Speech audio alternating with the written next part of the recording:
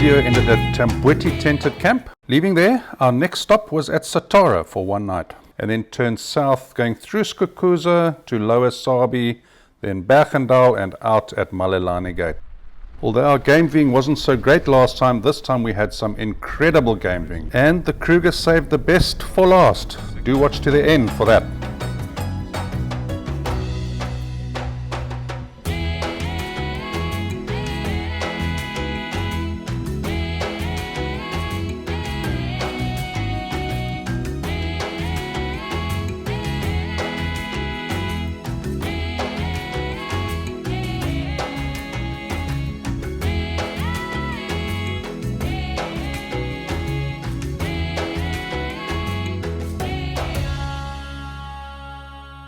The name Satara actually comes from the Hindi word for 17. That came about when only one of the original surveyors of the camp was an Indian gentleman. 17.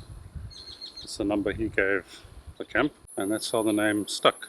It's the second biggest camp in the Kruger after Skukuza. So it's quite busy and it's quite large. I believe you need to book quite well ahead. It's supposedly big cat country.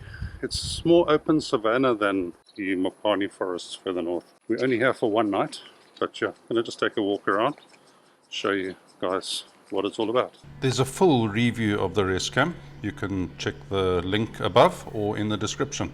If you're enjoying this video, please give it a thumbs up, subscribe to the channel, and please do consider supporting me on Patreon.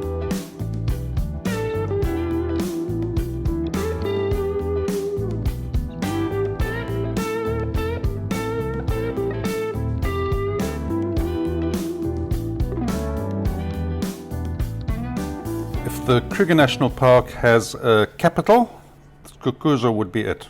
It's the administrative center of the park, and it's very large. It's got an airport, it's got a golf course, got a police station, even got a medical center and a post office.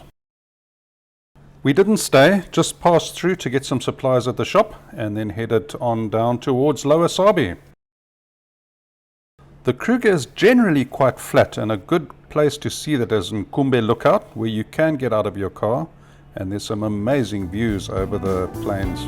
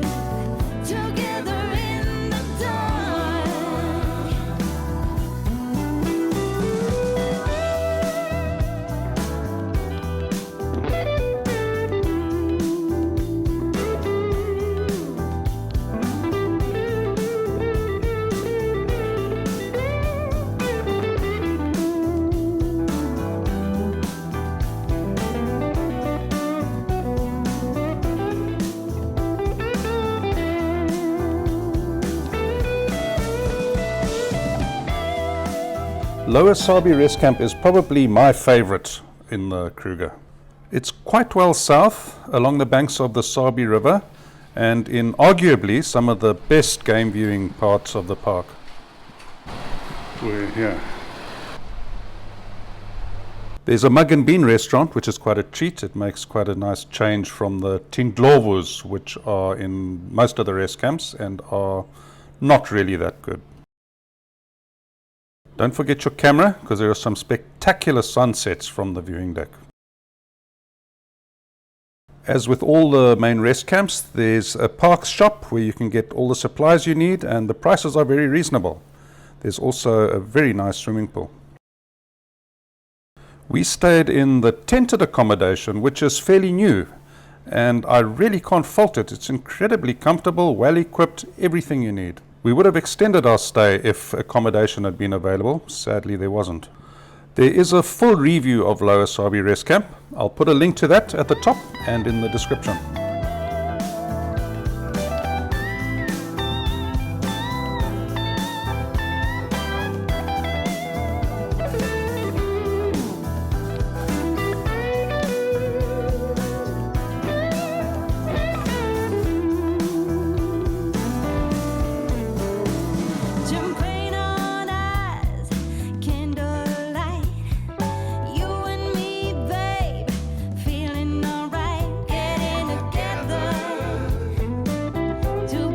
On our way to our last camp, rest camp of the trip at Berg.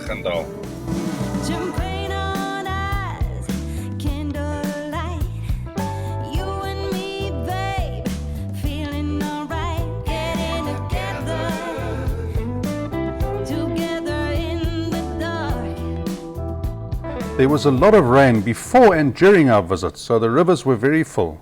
So special to see this herd of elephants crossing the flooded Sabi River and making sure that the young all got across safely. Perhaps the ultimate Kruger sighting is the leopard in a tree.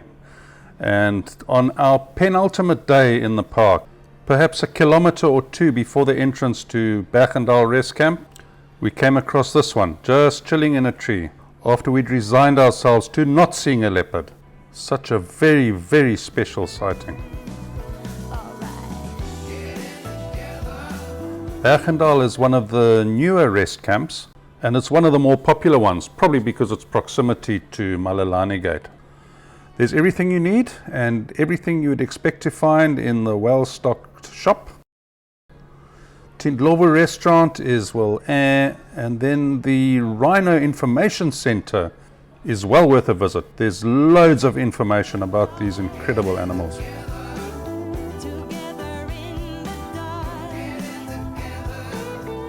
The chalets are modern and very comfortable, everything you need. It's just a pity we didn't get to Braai. It was pouring with rain, so next time. All in all, a really nice rest camp. I can highly recommend it. There's a full review, there's a link above, and there's one in the description as well. That's it. I'm going to end this episode with a slow motion giraffe fight. Thank you so much for watching. If you enjoyed this video, please do hit the thumbs up, subscribe so you get notified of future updates, and if you would consider supporting me on Patreon, that would be so much appreciated. Catch you next time.